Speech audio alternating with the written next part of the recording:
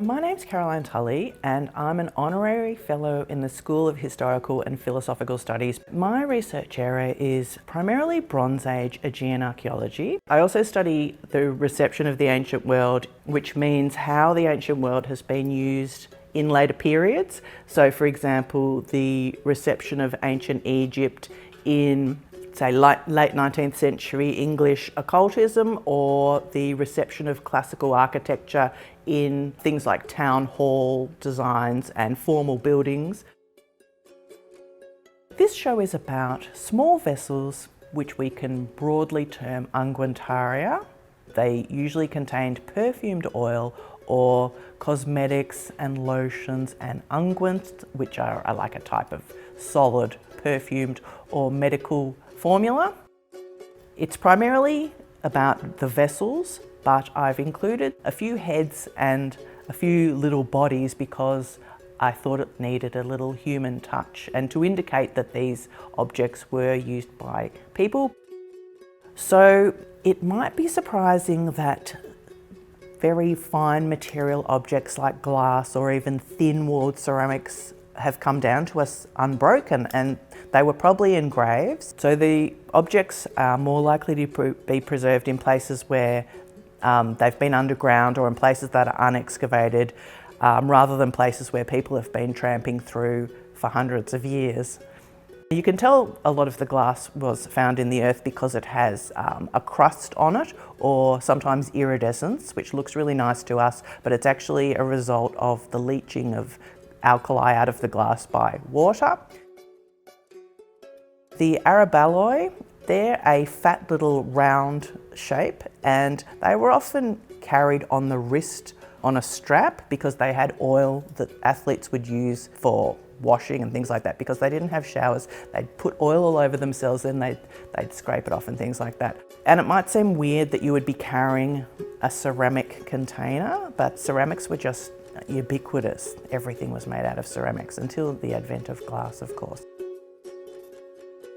Glass making probably came from Mesopotamia, which is Iran and Iraq, and developed around 2500 BCE, but it wasn't blown glass. So back then it was moulded glass, or as it developed then there was core-formed glass where you'd get a shape and then you would drip molten glass around it, and that would end up being a vase, and you'd have to dig the clay or whatever you made the mould out of.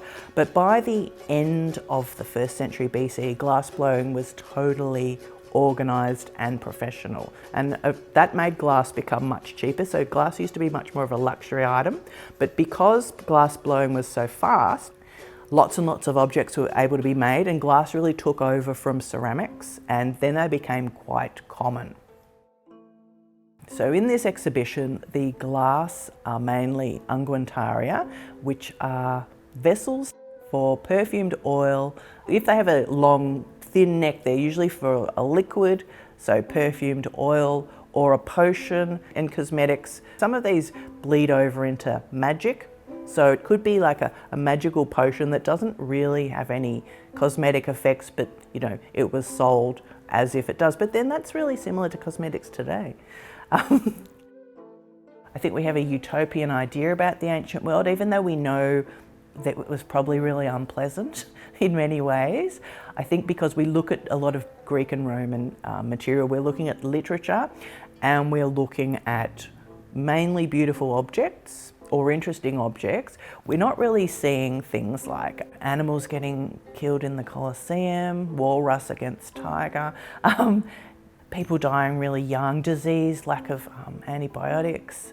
A lot of the stuff we do see is elite as well, and there has been a tradition of focusing on elite and more beautiful and prestigious objects in comparison to more common materials. And for example, in this exhibition, the ceramic unguentaria is a lot more, it's unadorned, it's mass-produced, it's a lot more common than the thing that it took over from, which was the beautiful Greek lekythoi.